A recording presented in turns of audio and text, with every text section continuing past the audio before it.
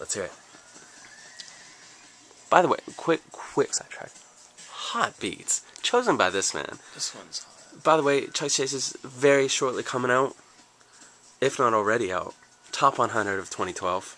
By this man. Compiled by this man, Ryan Noble, and myself. It's like 85 out of 100 right now. Yeah. I haven't looked too hard, but the end of the year, there's some good stuff coming up. Instant Party. Like the weekend. Very soon, I think next Tuesday, the next hottest album's coming up. Anyways, this is me getting, chapter 1 of me getting kicked out of the house. Ooh, chapter 1. Yeah. This was, a long time coming. But this was like the most memorable. Wait, I was 20 years old, and I was working at the video store, Video City, which is like a little mom and pop video store. And I was bequeathed the Hyundai Excel hatchback '88. Spilled on my Francis jersey. Nothing you can do about it. Construction on Chucks fully endorses Ron Francis. Yes, Mr. Ronnie Franchise. We really do. Class Ronnie act. Franchise. Thank you for spending time in Pittsburgh. Go on, Paul. So you were working at Video City. I was working at Video City, and at the time, I was taught no car maintenance, and I had this car for about 3 years.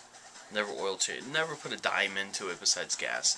So the thing was rapidly degenerating, and it was at a point where the car would overheat for the 10-minute frantic 90-mile-an-hour drive from my house to Video City down 286. And that's how fast I would drive, because I'd wake up 10 minutes before I had to be there. The drive was about 20 minutes long. So I'd get dressed real quick. I had friggin' blue hair and my goatee shaved with 2 like dragon fangs at the time, like here and here. Nerd. Yeah. But I flew down there, and the car would overheat, and I would take a milk jug and just take a milk jug full of water and spill it all over all the components. One side sentence. You did that once right in front of my face when you drove me to Rachel Young's house on our parents' command. I remember that. And you met her. I dumped water just She everywhere. thought you were cute. I am cute. You are. And then, So you're back at Video City. at the point where I would open up the radiator cap and just dump water in there in antifreeze. You're a fool. You fool. I wasn't taught any better. Anyways, You're the Mowgli of suburbia. it was Millennial New Year's. Can you say that one more time, please? Millennial New Year's. Can we get that in slow-mo for the Chucks Chasers? Millennial New Year's. Well done. And our boss, his name was Paul as well. The guy that owned the place. What? The huh? He told me and Jason Giovannini, who was my best friend and my best friend at the time, and we worked together, which was like the best thing ever. You guys can close at 10 instead of you guys can close at 11 instead of midnight for New Year's, so you guys can celebrate. And he thought he was being like this nice boss.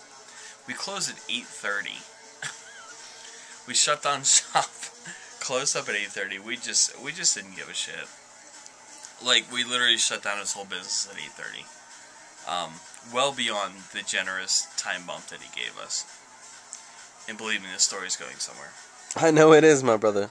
So, I went to drive to my friend Chuck's house, who we are still really great friends with. Give a shout out real quick. Chuck, very happy. Your anniversary's coming up in a couple months. I was the best man at his wedding. You gonna give him a good anniversary gift? I think that's still your responsibility. Probably a box of pubes. Can I get in on that somehow? On the ground floor, maybe? If you want. Go on. I'm sorry, I'm wasting your time. Not free. But he was having a party. His parents were very gracious enough. Well, his mom and his stepdad were very gracious enough to let us drink, and we were underage, but just have a party at his house. And we were very respectful there. I hope no authorities are watching this video. But I remember closing early and them harping on us to bring the N64, which was for rent at the video store. We just took whenever we felt like it. So we took the N64, and I was driving to the house, and my car was just being bananas. Like, as soon as I started it, it would friggin' heat the whole way up.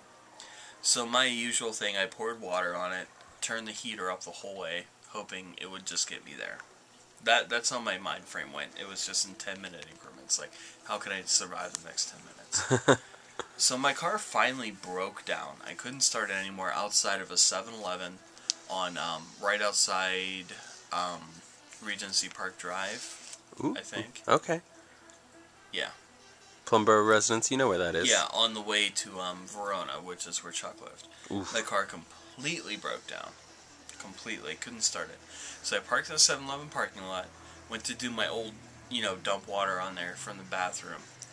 And it was literally maybe 10 minutes from where I worked, so that being that bad, there was a big problem. I noticed the antifreeze was just pouring out of the bottom. The car just wouldn't work. There's black smoke coming out of it at that point. And the only thing I cared about was getting to that party. Mm-hmm. So what I did is, the guy name was Habib. For real? Yeah, there's 4 Habibs that worked at the 7-Eleven. Did they just call it 4 Habibs? No. They were all named Habib. I thought it was the same guy for a while, but they weren't. It's just a hilarious coincidence. So, I asked him if I can leave my car there overnight, because no tow trucks would ever come on New Year's Eve, which was a lie. So, I made a phone call to Chuck's house, and I actually had a cell phone. Year 2000, cell phones were very rare. I had no fucking business owning a cell phone, but I had one. None of them pop up. The track phone? No. You had a cell phone? A legit cell phone. Okay. Chuck's Chases, we're going to take a break here while we sort this one out. We're going to come back with Chapter 2. Mm-hmm. Does Paul make it to the party?